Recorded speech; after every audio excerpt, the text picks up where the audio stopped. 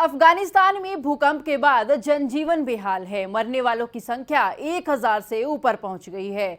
जो इलाके बुरी तरह से प्रभावित हैं उनमें मातम पसरा हुआ है।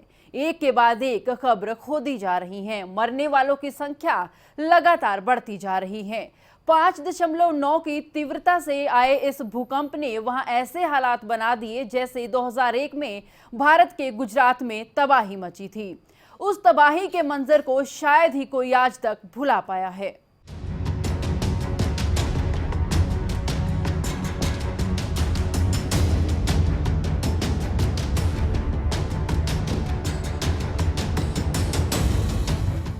अफगानिस्तान में हालात लगातार बिगड़ रहे हैं और मरने वालों की संख्या लगातार बढ़ रही है।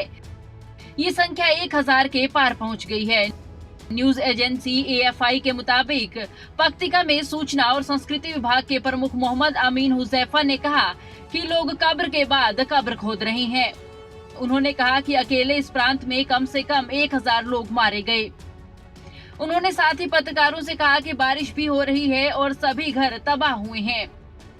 लोग अभी भी मलबे के नीचे दबे हुए हैं। देश के सर्वोच्च नेता हिबतुल्ला और अखुंदजादा ने चेतावनी दी है कि मृतकों की संख्या और भी बढ़ सकती है।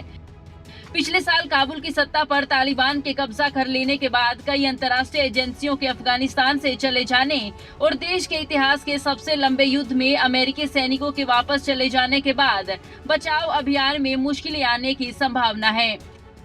इस बीच बचाव कर्मी हेलीकॉप्टर से प्रभावित इलाकों में पहुंचे। पड़ोसी देश पाकिस्तान के मौसम विभाग ने कहा कि भूकंप का केंद्र अफगानिस्तान के पक्तिका प्रांत में खोस्त शहर के करीब 50 किलोमीटर दक्षिण पूर्व में था। अमेरिकी भूगर्भ सर्वेक्षण जिसने भूकंप की तीव्रता थोड़ी कम 5.9 मापी है। भूकंप के केंद्र की गहराई महज 10 किलोमीटर बताई गई है, जो नुकसान का दायरा बढ़ाने का एक और कारण हो सकता है। पक्तिका से प्राप्त फुटेज में देखा जा सकता है कि लोगों को इलाके से निकालने के लिए हेलीकॉप्टर तक पहुंचाया जा रहा है। अन्य का वहीं जमीन पर इलाज किया जा रहा है। तालिबान सरकार के उप प्रवक्ता बिलाल करीमी ने एक ट्वीट में कहा कि हम सभी सहायता एजेंसियों से आग्रह करते हैं कि स्थिति को संभालने के लिए तुरंत अपने दल मौके पर भेजें। वहीं अफगानिस्तान के हालात कब तक सामान्य हो पाएंगे ये तो कहना मुश्किल है, लेकिन फिलहाल लोगों को मदद की जरूरत है। न्यूज डेस्क खबरें अभी तक।